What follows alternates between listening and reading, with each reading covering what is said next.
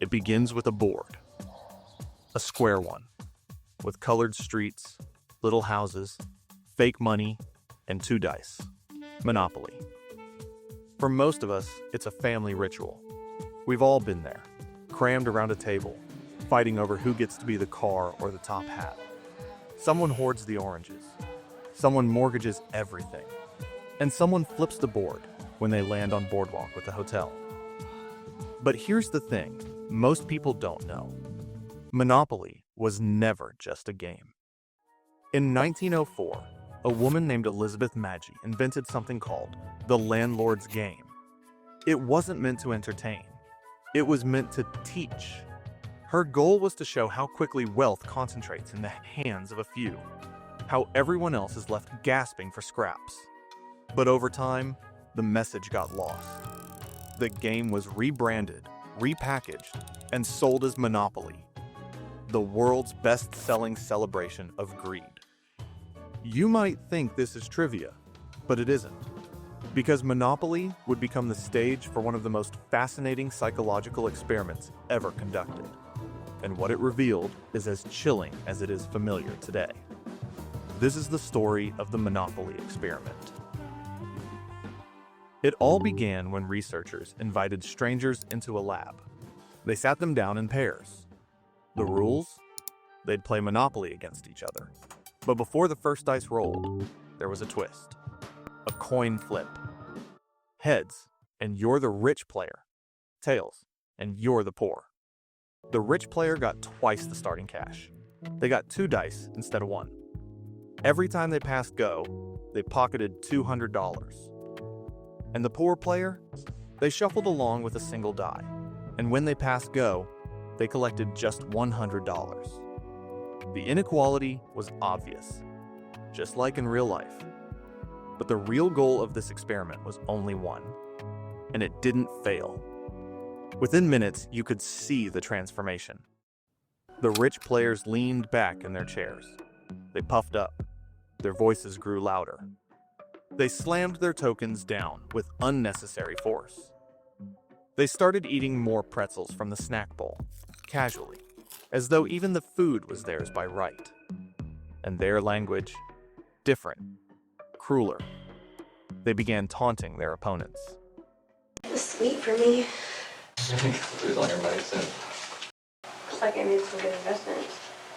Meanwhile, the poor players, their energy dimmed, shoulders slumped.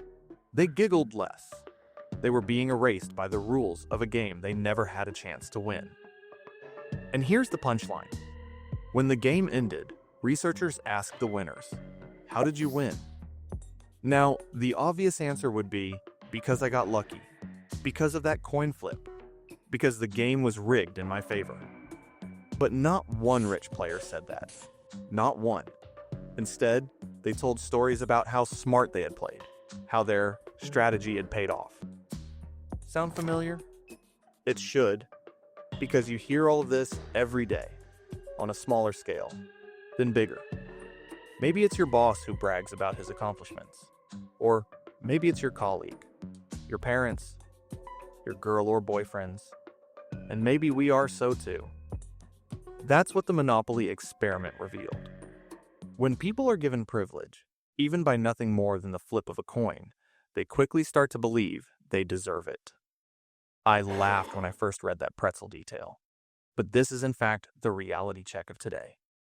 Maybe it's better not to buy a 1-kilo bucket of mayo or 1 giant bottle of pancake mix. You hear me out, man? But humor aside, there's something chilling here. The moment people feel power, compassion begins to shrink. The rich players weren't just winning. They were reveling in their dominance. They stopped noticing the humanity of the person across from them. And that's the lesson. Because this wasn't just a game. This was a mirror, a 30-minute time lapse of how inequality rewires behavior. And here's what struck me most: the speed. It didn't take years of privilege. It didn't take generations of advantage. It took minutes. 1 coin flip, and people transformed. I remember something similar when I was a junior trader on Wall Street. Yeah.